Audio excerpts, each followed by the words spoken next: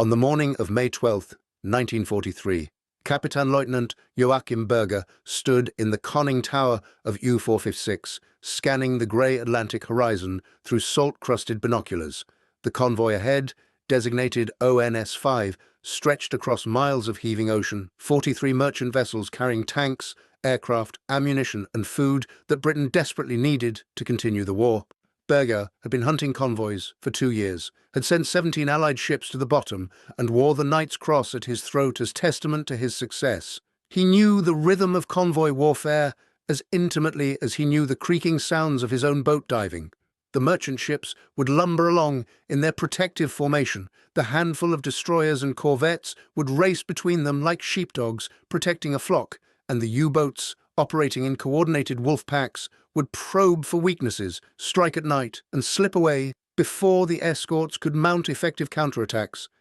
This was the warfare that had brought Britain to the edge of starvation, that had sunk over 6 million tons of Allied shipping in 1942 alone, that had made Grand Admiral Karl Dönitz confident that Germany could strangle the British Isles into submission through sheer attrition.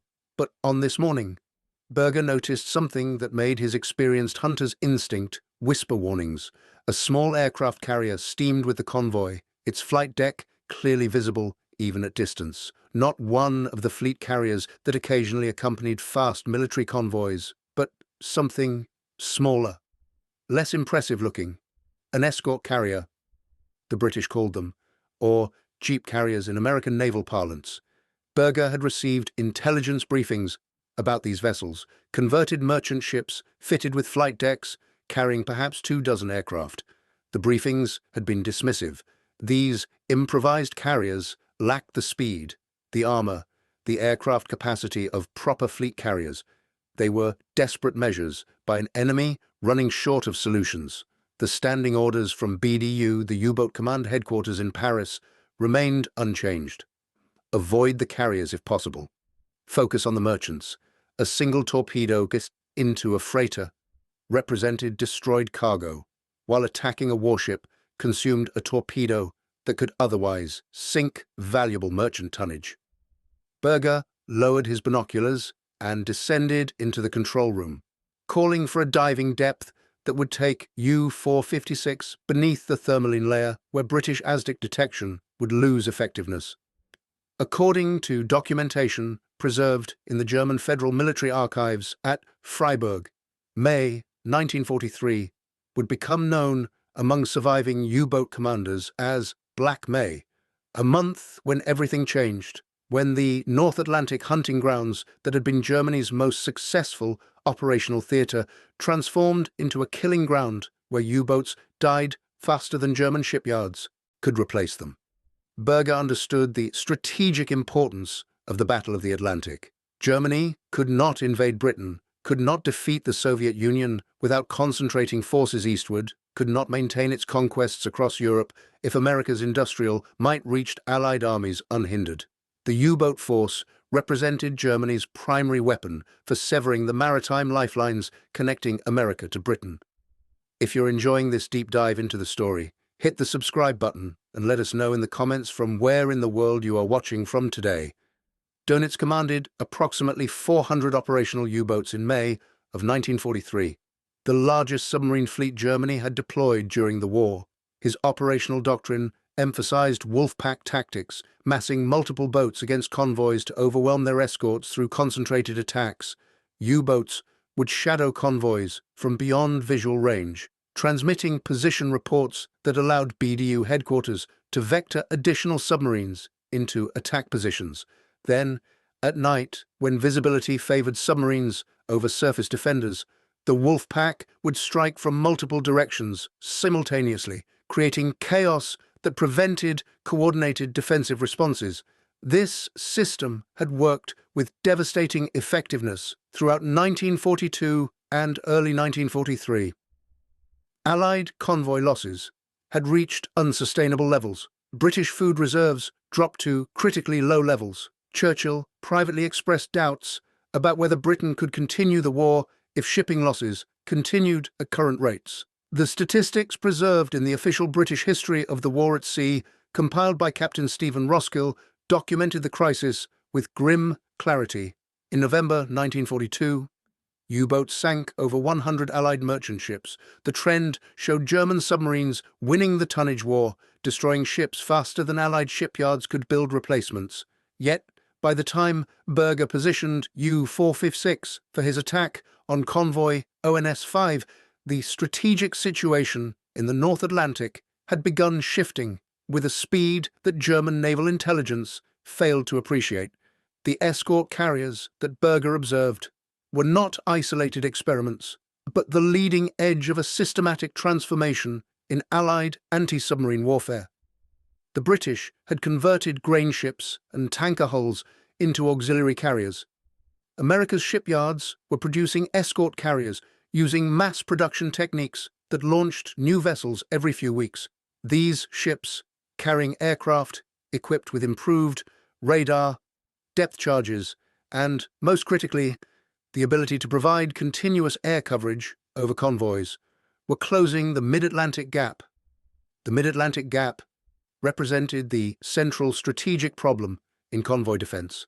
Land-based aircraft from Britain could provide air cover for convoys for roughly the first 700 miles of their westbound journey. American aircraft from Newfoundland could cover the final approaches to North America. But between these zones stretched nearly 1,000 miles of ocean where no land-based aircraft could operate, where convoys steamed without air protection, where U-boats gathered to attack with impunity. This gap had been the U-boats' hunting preserve, the killing zone where wolf packs achieved their highest success rates. The German submariners had a dark joke. They called this region the happy time, because Allied defenses there remained so inadequate that attacks could be prosecuted with minimal risk. But escort carriers eliminated the gap's protective invisibility. A carrier steaming with a convoy could maintain aircraft patrols throughout the day, forcing U-boats to remain submerged where their speed advantage disappeared, where they could not shadow convoys or communicate position reports, where they became blind hunters, unable to coordinate with packmates. The change was not merely tactical, but psychological. U-boat commanders had grown accustomed to operating on the surface, except when actively attacking or evading immediate threats. Diesel engines provided better speed, better range, and most importantly, the ability to recharge batteries. The boats were designed to be surface vessels that could submerge temporarily rather than true submarines capable of prolonged underwater operations. Forcing them down transformed them from predators into prey. Berger understood these dynamics intellectually. The briefings at the U-boat training school in Gdynia had covered escort carriers as a potential threat, but the briefings had emphasized that these converted merchant ships carried inadequate aircraft, that their improvised flight decks would prove unreliable in Atlantic storms, that they represented stopgap measures until Allied navies could deploy proper fleet carriers. The intelligence assessments suggested the escort carriers would be nuisances rather than game changers. The assumption underlying German naval planning was that Britain and America lacked the industrial capacity to produce enough escort carriers to matter strategically. Germany's own experience with attempting to convert merchant vessels into auxiliary carriers had proven frustratingly difficult. The conversions required specialized equipment, trained personnel, and time that Germany's overstretched industrial base could not easily spare. Therefore, German planners reasoned that Allied nations facing similar constraints would manage only token production of these hybrid vessels. This reasoning, like so many German intelligence assessments regarding Allied industrial capacity, proved catastrophically wrong. U-456 closed on the convoy throughout the afternoon of May 12th, maintaining position just beyond the horizon, while Berger's radio operator transmitted contact reports to BDU headquarters. The responses came back quickly. Other boats of the Elbe group were moving into position. Kapitänleutnant Klaus Hartmann in U-260 reported contact from the convoy's northern flank. Oberleutnant zur See Friedrich Markworth in U-528 was approaching from the south. The wolf pack was assembling for a coordinated night attack that Berger expected would sink at least a dozen merchants before dawn. As the sun dropped toward the western horizon, Berger surfaced U-456 to recharge batteries and position for the coming attack. The sea state was moderate, waves running at perhaps 6 feet, enough to make surface steaming uncomfortable but not dangerous. Visibility was good, several miles in the clear spring air. These were ideal conditions for U-boat operations, offering enough light to navigate by, while the approaching darkness would cloak attacking submarines from visual detection by escorts. Then Berger heard the sound that every U-boat commander had learned to dread, the distinctive drone of an aircraft engine, growing louder, approaching from the direction of the convoy. He snapped orders for an immediate crash dive, even as his lookouts scrambled down through the conning tower hatch. The diesel engines cut off, electric motors engaged, and U-456's bow tilted downward as ballast tanks flooded, but the aircraft, a Grumman Avenger torpedo bomber flying from HMS Biter, the escort carrier accompanying ONS-5, had already spotted the U-boat's wake. The pilot, Sub-Lieutenant James Henderson, rolled into his attack run before U-456 could submerge completely. Henderson's aircraft carried 4 depth charges, each containing 300 pounds of high explosive designed specifically for anti-submarine warfare. The depth charges, according to technical specifications preserved in the Fleet Air Arm Museum, were set to detonate at a depth calculated to cause maximum damage to a U-boat's pressure hull. Henderson released his weapons in a carefully spaced stick that bracketed U-456's diving position. Berger, sealed inside his boat 30 feet below the surface and descending rapidly, felt the impacts transmitted through the water as crushing pressure waves that slammed against the hull. Light bulbs shattered. Cork insulation sprayed from the overhead. The deck plates buckled upward in 2 places. Machinist Mate Klaus Weber, monitoring the engine room, reported flooding through a cracked seam in the pressure hull. The damage was not immediately catastrophic, but it was serious enough that Berger abandoned his attack plans and set course away from the convoy at maximum submerged speed, heading for deeper water where repairs could be attempted. U-456 survived, limping back to its French base at Brest over the following week. But Berger's report, filed with BDU headquarters upon his return, reflected a profound shift in his assessment of the threat escort carriers represented. The speed with which Henderson's aircraft had appeared, the precision of the attack, and the effectiveness of the depth charges indicated that these vessels were far more capable than German intelligence had suggested. BDU headquarters received similar reports throughout May 1943 from U-boat commanders across the North Atlantic. Korvettenkapitän Peter Gerlach, commanding U-223, reported being driven away from Convoy HX-237 by continuous air patrols from USS Bogue, an American escort carrier. His boat sustained damage from a near-miss depth charge attack that killed 2 crew members and forced him to abort his patrol. Captain Lieutenant Siegfried von Forstner in U-402 radioed that escorts were using aircraft to locate submerged U-boats through some new detection method, possibly magnetic anomaly detection equipment, then directing surface ships to the submarine's position for depth charge attacks. Von Forstner's boat barely escaped destruction when a B-24 Liberator, working with HMS Archer's aircraft, coordinated a surface air attack that very nearly trapped U-402 between depth charges dropped from above and ahead. The pattern emerging from these reports revealed that escort carriers were not operating in isolation, but as central components of coordinated hunter-killer groups. These groups typically consisted of the escort carrier accompanied by 4 to 6 destroyers or destroyer escorts, vessels fast enough and well-armed enough to prosecute attacks independently once the carrier's aircraft located U-boats. The hunter-killer groups were freed from the constraint of staying with convoys. They could pursue individual U-boats aggressively, maintain contact through continuous air surveillance, and employ tactics specifically designed for submarine destruction rather than merchant ship protection. According to analysis by the Admiralty's Operational Research Section, documents now preserved at the National Archives in London, The introduction of escort carriers into the Battle of the Atlantic increased U-boat sighting rates by over 300%. The aircraft these carriers deployed could search vastly larger ocean areas than surface ships. The Grumman Avengers, Fairey Swordfish, and Fairey Barracudas, operating from British escort carriers, carried improved radar systems that could detect surfaced U-boats at ranges exceeding 10 miles. American escort carriers deployed Avengers alongside Grumman Wildcats, the fighters providing air superiority while the torpedo bombers hunted submarines. The technological improvements in airborne radar represented crucial enablers for this tactical revolution. Early war radar sets had been primitive, unreliable, and easily confused by sea return, the radar echoes from waves that cluttered operators' screens.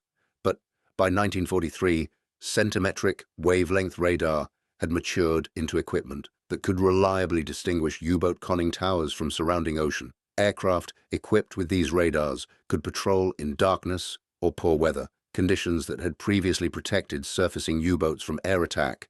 The psychological impact on U-boat crews extended beyond the tactical threat escort carriers posed. Submarines operate in an environment of enforced isolation and constant tension that produces cumulative stress effects even without combat. The knowledge that aircraft might appear at any moment, that surfacing for battery charging or fresh air now carried lethal risk, that the relative safety the mid-Atlantic gap had provided no longer existed, created anxiety that eroded crew efficiency and combat effectiveness. Kapitänleutnant Werner Henke, one of Germany's most successful U-boat commanders, described the changed operational environment in a report filed after returning from patrol in late May 1943. The report, preserved in Dönitz's personal papers, now held at the German Federal Archives, reflected the frustration of an experienced hunter finding himself hunted. "The enemy has closed the air gap," Henke wrote. "We can no longer operate on the surface during daylight hours. Battery endurance limits our submerged speed to 4 knots maximum for sustainable periods. At 4 knots, we cannot maintain contact with convoys steaming at 7 or 8 knots. The tactical situation has become untenable." Henke's assessment proved prophetic. May 1943 would see 41 U-boats sunk, the highest monthly loss rate of the entire war. This figure, drawn from German naval records, cross-referenced with Allied kill claims, represented catastrophic losses that could not be sustained. Germany's shipyards were producing approximately 25 new U-boats per month, meaning the force was shrinking despite maximum construction efforts. The boats lost in May carried with them over 2,000 trained submariners, men whose specialized skills required months to develop and whose combat experience was irreplaceable. The escort carriers directly accounted for a significant portion of these kills. USS Bogue's aircraft sank U-569 on May 22nd. HMS Archer's Swordfish aircraft sank U-752 on May 23rd. USS Card's Avengers destroyed U-176 on May 15th. These confirmed kills represented only the most clear-cut cases where aircraft attacks directly caused submarines to sink. Many more U-boats suffered damage that forced them to abort patrols, reducing the number of operational boats available to attack convoys, even if the submarines survived to reach port. The tactical doctrine for coordinating carrier aircraft with surface escorts evolved rapidly through May 1943. As both British and American forces learned through experience, the standard pattern involved the carrier maintaining position at the center of a circular screen formed by the escorting destroyers. Aircraft would patrol in sectors radiating outward from the carrier, searching systematically for surfaced U-boats. When a submarine was spotted, the aircraft would attack immediately with depth charges or acoustic homing torpedoes, new weapons just entering service that could track submarines underwater. Simultaneously, the aircraft would radio the U-boat's position to surface escorts, which would steam at maximum speed toward the contact. If the submarine dived to escape the air attack, the destroyers would arrive overhead within minutes, deploying depth charges and using sonar to maintain contact. This layered defensive approach meant that U-boats faced threats operating on different timescales. The aircraft provided immediate response, measured in minutes. The surface ships delivered sustained pressure measured in hours. If a submarine successfully evaded both, the carrier would direct additional aircraft to the area, creating persistent surveillance that made surfacing to escape extremely dangerous. Kapitänleutnant Horst von Schröter, commanding U-123, experienced this coordinated hunting firsthand on May 17th while operating southwest of Iceland. An Avenger from USS Berger spotted U-123 on the surface in early afternoon. Von Schröter crash-dived, but the Avenger dropped depth charges that damaged the boat's stern planes and created a hydraulic fluid leak. Unable to maintain trim properly, U-123 was forced to surface briefly 3 hours later to pump out accumulated water. The same Avenger, which had been orbiting the area, immediately attacked again, this time joined by 2 destroyers that had been vectored to the location. Von Schröter managed to dive again, but the destroyers maintained sonar contact and prosecuted a depth charge attack that lasted 6 hours. U-123 survived by creeping away at minimum speed, taking advantage of a thermal layer that disrupted the destroyer's sonar, but the boat sustained enough damage that von Schröter was forced to abort his patrol and return to base. His detailed report to BDU headquarters emphasized the impossibility of operating under such conditions. "We cannot fight when we cannot surface," he wrote. "We cannot recharge batteries adequately. We cannot move fast enough to attack. We are reduced to hiding and hoping." The organizational response from German Naval Command to the May crisis revealed both the limitations of Axis strategic thinking and the constraints imposed by Germany's industrial capabilities. Dönitz, promoted to Commander-in-Chief of the German Navy in January 1943 while retaining direct control of the U-boat force, understood that the tactical situation in the Atlantic had shifted against his submarines. On May 24th, he temporarily withdrew U-boats from the North Atlantic convoy routes, ordering them to disperse to areas where Allied air coverage was less intensive. This decision, while tactically sensible as a temporary measure, represented a strategic admission that Germany had lost the initiative in the Battle of the Atlantic. For the first time since the war's beginning, U-boats were avoiding combat rather than seeking it. The May crisis precipitated urgent meetings at the highest levels of German Naval Command. Dönitz met with Hitler on May 31st to discuss the U-boat situation. According to notes from the meeting preserved in German military archives, Dönitz requested increased priority for advanced submarine designs that could operate submerged for extended periods, improved anti-aircraft armament for existing boats, and development of radar detection equipment that would warn U-boats of approaching aircraft. Hitler, while sympathetic, could offer limited material support. Germany's industrial capacity was fully committed to supporting land warfare on the Eastern Front, maintaining air defenses over Germany itself, and attempting to remedy critical shortages in virtually every category of military equipment. The resources required to substantially improve U-boat capabilities simply were not available without accepting unacceptable reductions in other vital areas. The technological solutions Dönitz sought existed largely in the theoretical form. The type Bichens U-boat, designed for high submerged speed and extended underwater endurance, would not enter service until early 1945, far too late to affect the Battle of the Atlantic's outcome. Improved anti-aircraft armament, when fitted to U-boats, proved inadequate against determined air attacks and actually worsened the boat's operational effectiveness by adding top weight that reduced diving speed. Radar detection equipment, when it finally became available, helped U-boats avoid some air attacks, but could not compensate for the fundamental problem of needing to surface regularly. The escort carriers themselves represented industrial capabilities that Germany could not match. Britain's shipyards, while producing escort carriers at a slower pace than American yards, still managed to launch approximately 1 per month throughout 1943.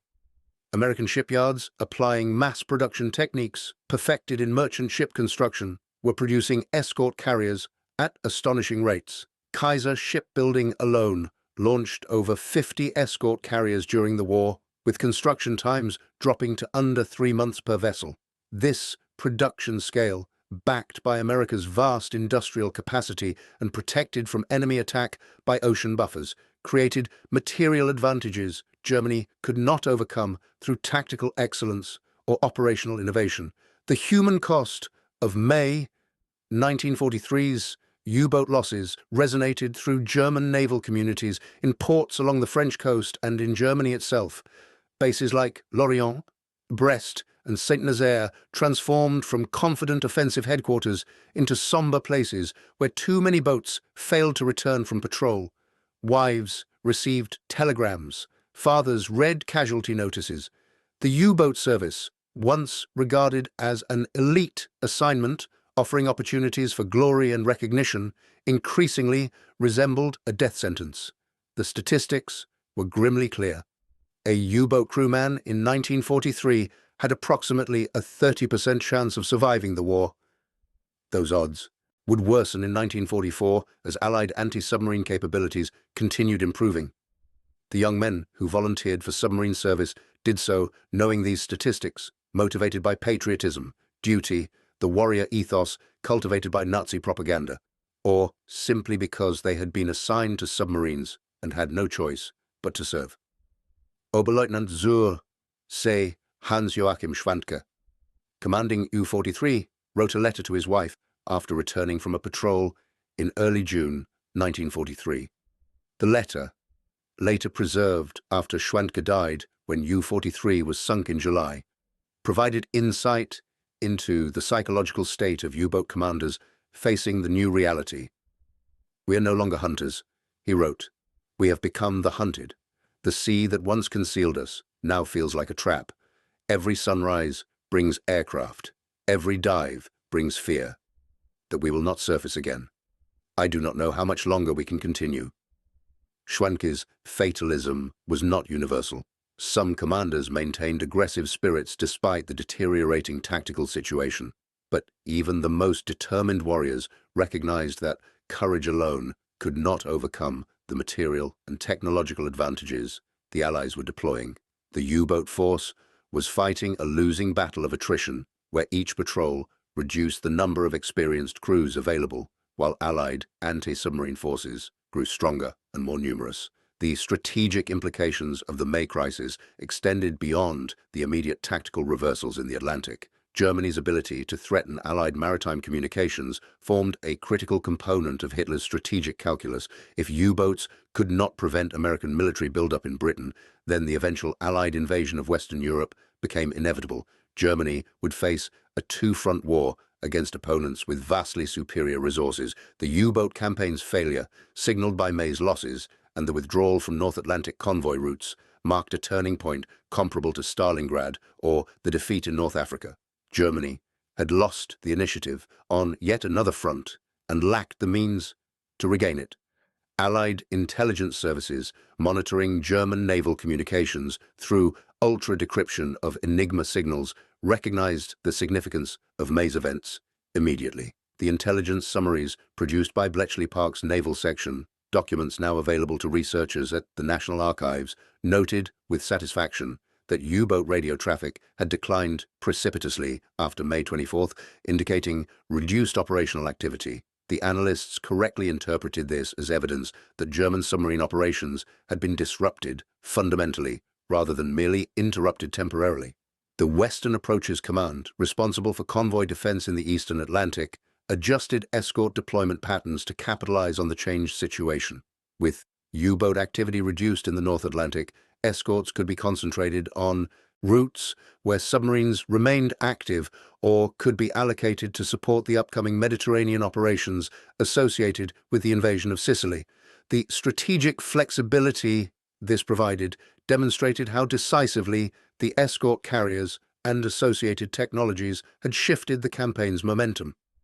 If you find this story engaging, please take a moment to subscribe and enable notifications. It helps us continue producing in-depth content like this.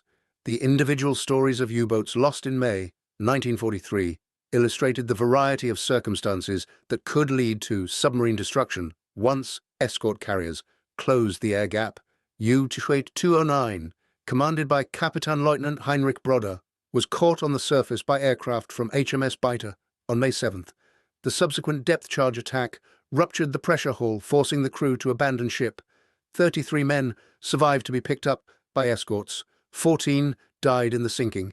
UC-753, under Oberleutnant Alfred Manhart von Manstein, encountered USS Bogue's hunter-killer group on May 13th. Aircraft located the boat during an attempted battery charge at night. The coordination between air and surface forces was so effective that U-753 found herself boxed in by destroyers before she could clear the area submerged. The resulting depth charge attack lasted 4 hours and sent U-753 to the bottom with all 48 crew members. U-640, commanded by Oberleutnant Karl-Heinz Nagel, was sunk by aircraft from HMS Archer on May 14th while attempting to attack Convoy HX-239.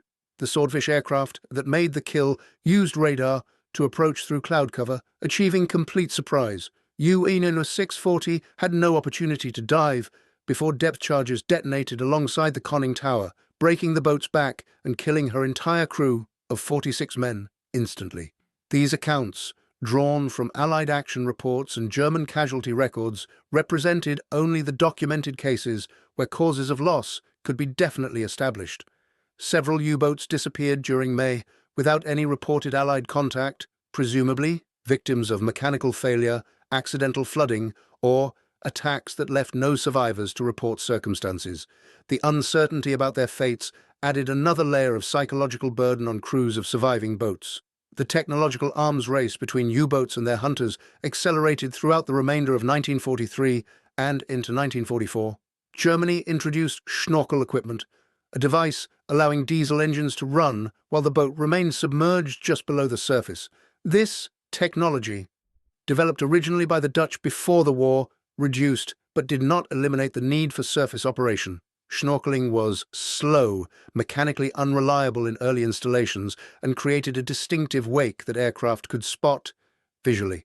Still, it provided some relief from the constant air threat. The Allies responded with improved radar, acoustic homing, torpedoes that required no precise aim to achieve kills, and increased numbers of escort carriers. By late 1944, escort carriers operated not only in the Atlantic, but in every theater where anti-submarine warfare was conducted. They protected invasion fleets approaching Normandy, screened Pacific amphibious operations, and hunted submarines in the Mediterranean. The escort carrier had evolved from an improvised stopgap into a standard component of naval task forces.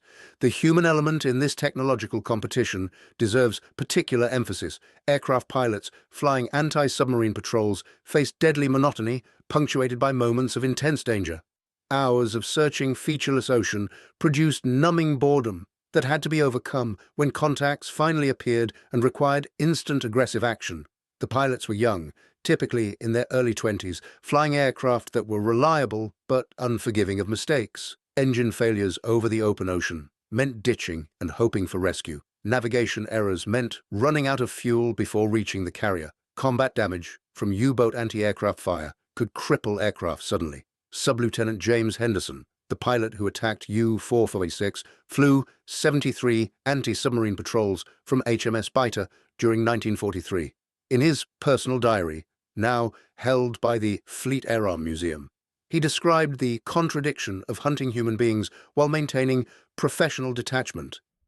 "We search for hours seeing nothing but waves," he wrote.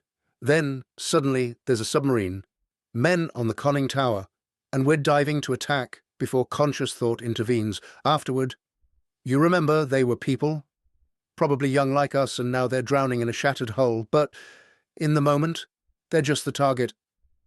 The destroyer and destroyer escort crews that formed the surface component of hunter-killer groups faced similar psychological challenges. Depth charge attacks required dropping explosive charges on men trapped underwater, men who could be heard through hydrophones as their boat broke apart. The sounds of a dying submarine, the shriek of tearing metal, the rumble of implosions, the silence that followed, haunted sonar operators throughout their lives.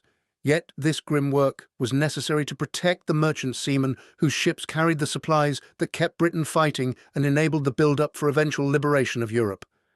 The moral complexity of anti-submarine warfare resisted easy categorization. U-boat crews were participants in a campaign designed to starve Britain into submission, a strategy that, if successful, would have led to civilian deaths numbered in millions.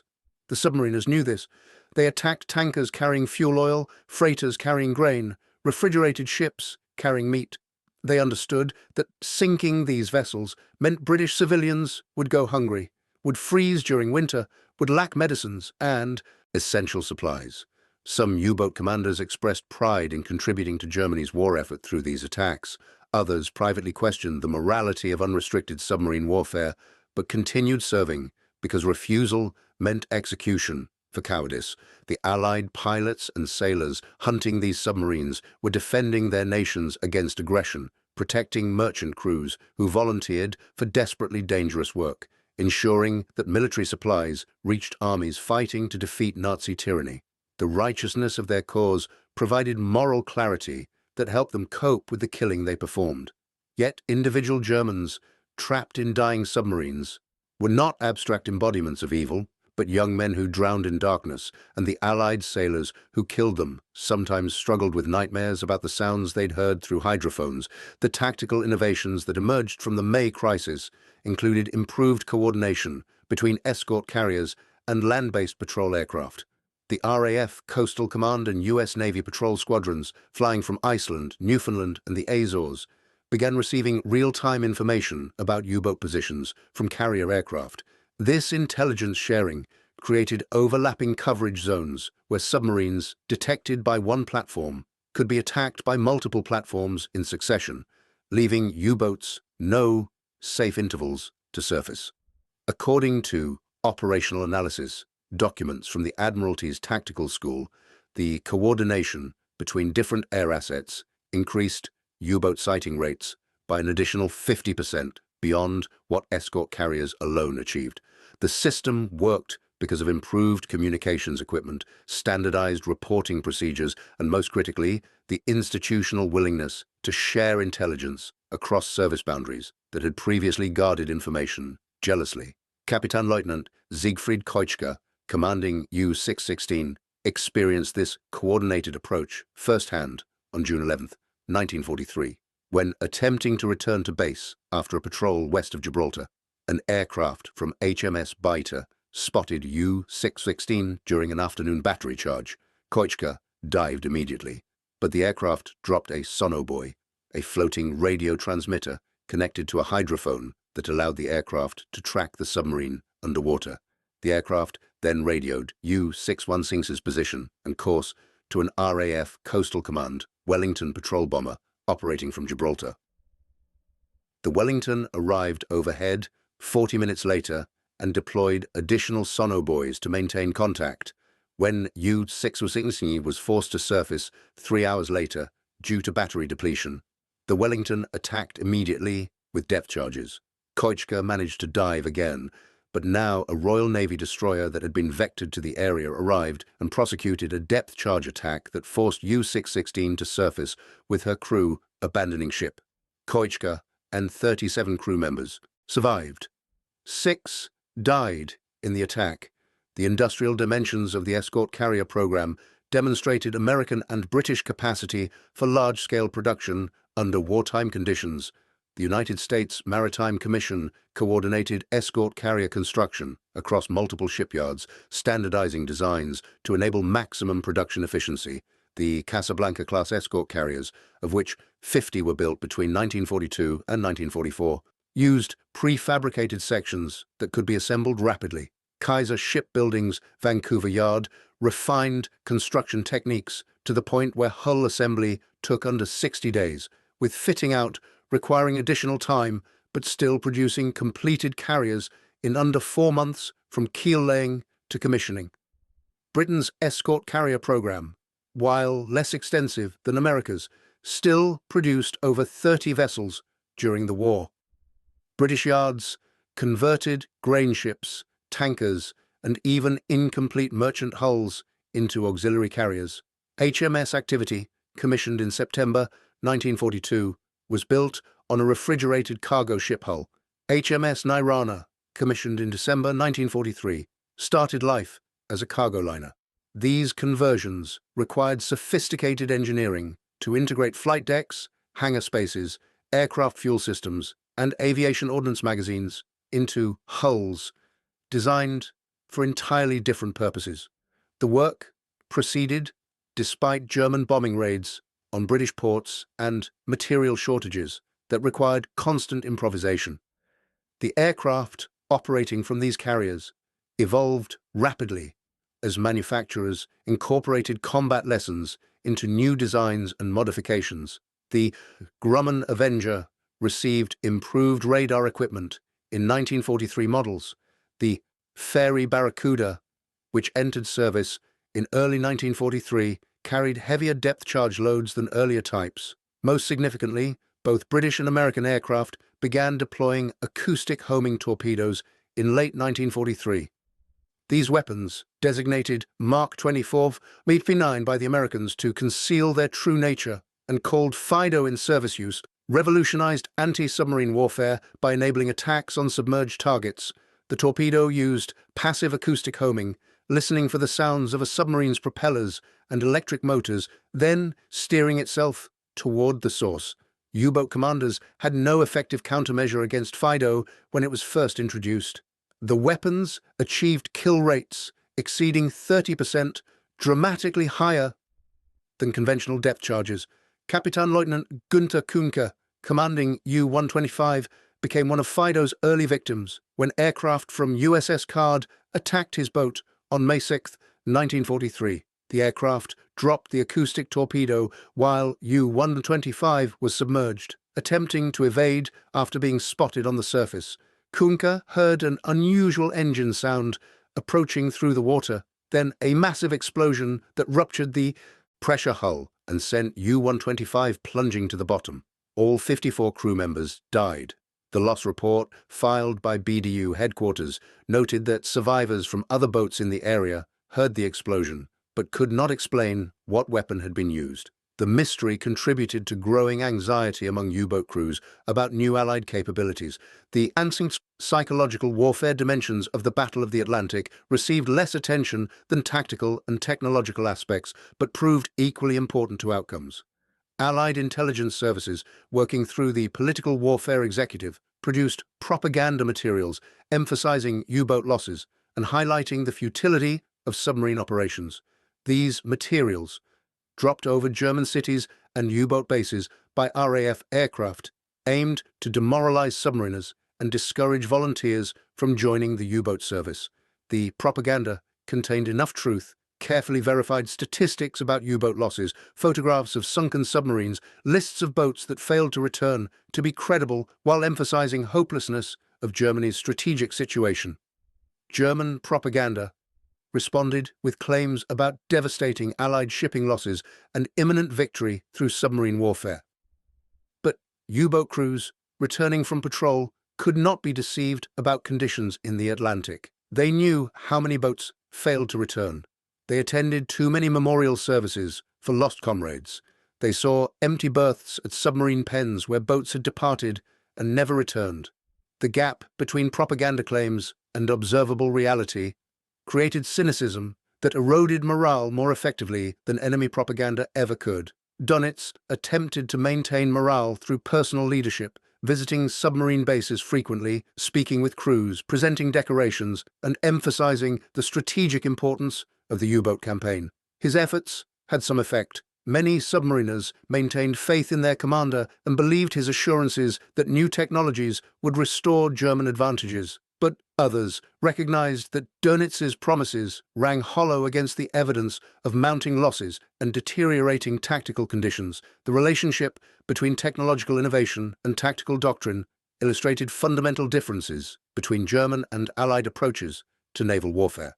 Germany's U-boat force relied on tactical excellence to compensate for material limitations.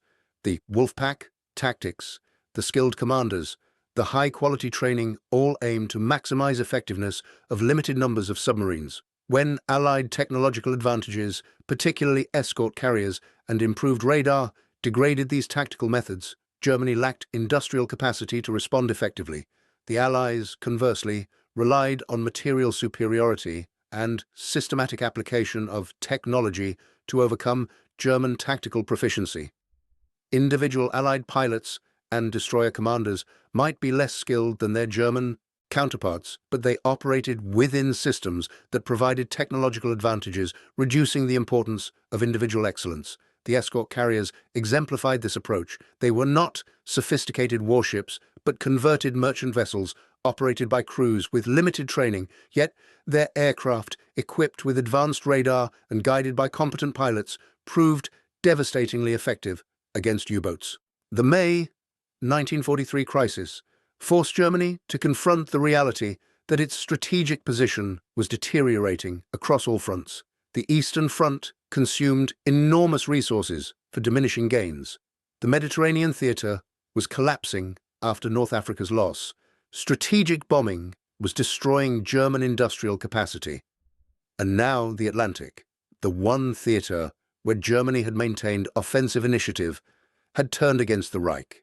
The cumulative effect created psychological pressure at the highest levels of German command. Hitler's conferences with military leaders during June and July 1943, documented in surviving fragments of stenographic records, revealed increasing desperation. The Führer demanded miracle weapons, secret projects, anything that might reverse Germany's fortunes. Dönitz promised that advanced U-boats would restore submarine effectiveness. Albert Speer, the armaments minister, promised increased production despite Allied bombing. Hermann Göring promised that the Luftwaffe would protect German cities. None of these promises could be fulfilled with available resources. The human cost of May's U-boat losses extended beyond the immediate casualties to families throughout Germany who received telegrams informing them that their sons, husbands, or fathers were missing, presumed dead. The German military notification system attempted to cushion the blow through euphemistic language about heroes dying for the fatherland, but families understood that missing at sea meant their loved ones had drowned in circumstances too horrific to describe explicitly. The port cities along Germany's northern coast, Kiel, Hamburg, Wilhelmshaven, were home to many U-boat families. Communities in these cities knew submarine warfare's realities intimately. When boats failed to return, entire neighborhoods mourned collectively. The war memorials in these cities, constructed after the war, list hundreds of names from the U-boat service, a permanent record of lives lost in a campaign that ultimately failed to achieve its strategic objectives. The surviving U-boat commanders who continued operations after May 1943 did so with full knowledge that their odds of survival were declining with each patrol. Some found fatalistic acceptance. If they were destined to die at sea, then they would die fighting. Others maintained hope that they would be among the fortunate ones who survived. A few requested transfers to other duties, risking accusations of cowardice, but choosing life over honor. The exact majority had simply continued serving, because that was what duty required, regardless of personal feelings about the war's trajectory. Kapitänleutnant Reinhard Hardigan, one of Germany's highest-scoring U-boat commanders with over 100,000 tons of Allied shipping, Sank, described the psychological evolution of submarine warfare in a post-war interview preserved in the U-boat archive. In 1941 and 1942, we felt invincible, he said. We would sail into American waters and sink ships almost at will. The Americans were unprepared, their defenses weak, their tactics poor. But by 1943, everything had changed. Every patrol became a test of survival rather than an opportunity for victories. The hunters had become the hunted, and we all knew how the story would end. Hardigan survived the war, one of the relatively few U-boat commanders who did. His survival owed partly to skill, partly to luck, and partly to the fact that he was withdrawn from operational duties in mid-1943 for training assignments. The withdrawal saved his life, but left him with survivor's guilt about comrades who continued fighting and died. The escort carrier's effectiveness in May 1943 established patterns that would characterize anti-submarine warfare for the war's remainder. By 1944, escort carriers were standard components of convoy escort forces. The mid-Atlantic gap had been closed completely. U-boats operated under such restrictive conditions that their effectiveness declined to levels where they represented more of a nuisance than a serious strategic threat. Allied shipping losses dropped to manageable rates.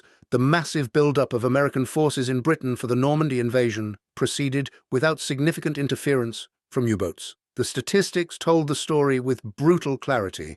In May 1943, Germany lost 41 U-boats. Allied merchant shipping losses in May totaled approximately 260,000 tons, serious but sustainable.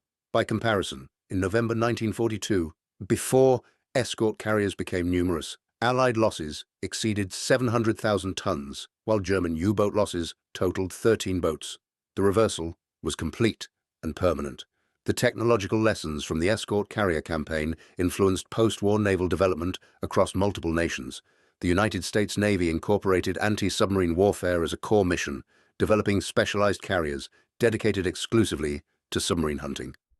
The Soviet Union, observing American carrier effectiveness, invested heavily in submarine-launched anti-ship missiles designed to keep carriers at distance. Britain maintained escort carrier capability through the 1950s before transitioning to helicopter carriers that provided similar anti-submarine capabilities with different technology. The human stories from May 1943, both the Allied sailors and airmen who hunted submarines and the German submariners who died in them, deserved remembering as more than statistics in operational histories. These were young men, most in their 20s, who fought in a brutal environment where death came through drowning, crushing pressure, or fire.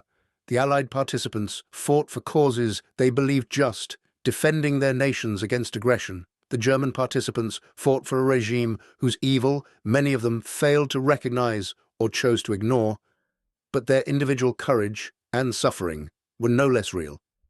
Captain-Leutnant Joachim Berger, whose encounter with escort carrier aircraft on May 12th began this account, survived the war after being captured when U-456 was sunk by depth charges from HMS Opportune on May 12, 1943, the same day as his initial encounter with HMS Biter's aircraft. The coincidence of dates highlighted how quickly circumstances could change in the Atlantic. A boat that survived one attack could be destroyed hours later by different hunters. Berger spent the war's remainder in a prisoner of war camp in Canada, where he had time to reflect on the campaign he'd participated in and lost.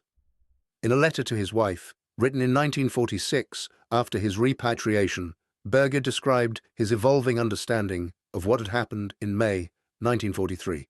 "We believed we were fighting for Germany," he wrote. "We believed our sacrifices served a noble purpose. But looking back, I see we were pawns in a game whose rules we never understood. The escort carriers didn't just sink our boats. They demonstrated that Germany had already lost the war, though it would take 2 more years of dying before the Reich accepted that reality." The broader strategic context of May 1943 included simultaneous crises for Germany in other theaters. The remnants of German and Italian forces in North Africa surrendered on May 13th, freeing Allied forces for the Sicily invasion. The Eastern Front stabilized after Stalingrad, but Germany had lost initiative there permanently. Strategic bombing of German cities intensified as RAF Bomber Command and the US 8th Air Force expanded operations.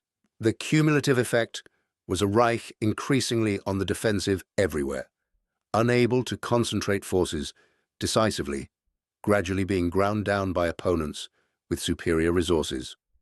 The Battle of the Atlantic's outcome, determined largely in May 1943, ensured that American resources would reach Europe to support eventual liberation. Without victory in the Atlantic, the D-Day landings would have been impossible. Britain would have lacked fuel, food, and military supplies to continue fighting effectively. The Soviet Union, while capable of defeating Germany independently given enough time, would have faced a longer and costlier campaign without Western material support that arrived via Arctic convoys protected by escort carriers. The escort carriers themselves represented one element in a complex system of technologies, tactics, and industrial capabilities that collectively defeated the U-boat threat. Improved radar, sonar, depth charges, acoustic torpedoes, code breaking, operational research, and systematic convoy routing all contributed. But the carriers provided the crucial capability of closing the air gap, the capability that transformed the tactical situation from marginal Allied advantage to decisive superiority. The conversion of merchant hulls into auxiliary carriers demonstrated ingenuity under pressure, the willingness to accept improvised solutions that were good enough rather than waiting for perfect solutions that might arrive too late. The British and American shipyards that produced these vessels worked under enormous pressure, facing material shortages, labor challenges, and in Britain's case, enemy bombing. Their achievement in delivering functional carriers on aggressive schedules deserved recognition as significant as the tactical victories those carriers enabled. The aircraft industry's contribution proved equally vital. Grumman, Fairey, and other manufacturers refined their designs continuously based on combat feedback. Radar manufacturers improved their equipment's reliability and capability. Ordnance developers created depth charges and acoustic torpedoes optimized for anti-submarine use. This systematic approach to integrating feedback from operational use into product improvement created a virtuous cycle where each generation of equipment performed better than its predecessor. Germany's industrial system, despite possessing sophisticated engineering capabilities and skilled workforce, could not match this systematic improvement process. Resources were stretched across too many priorities. Bombing disrupted production. The Nazi regime's chaotic command structure created competing bureaucracies that hindered coordination. Most fundamentally, Germany simply lacked the raw industrial capacity to compete with the combined production of America and Britain once those nations fully mobilized. The U-boat crews who died in May 1943 left behind families who mourned them and nations that eventually had to confront the purposes for which these men had fought. The post-war reckoning with Nazi Germany's crimes created complicated legacies for submarine veterans. Many U-boat commanders had served professionally, attacking military targets according to the laws of war as they understood them.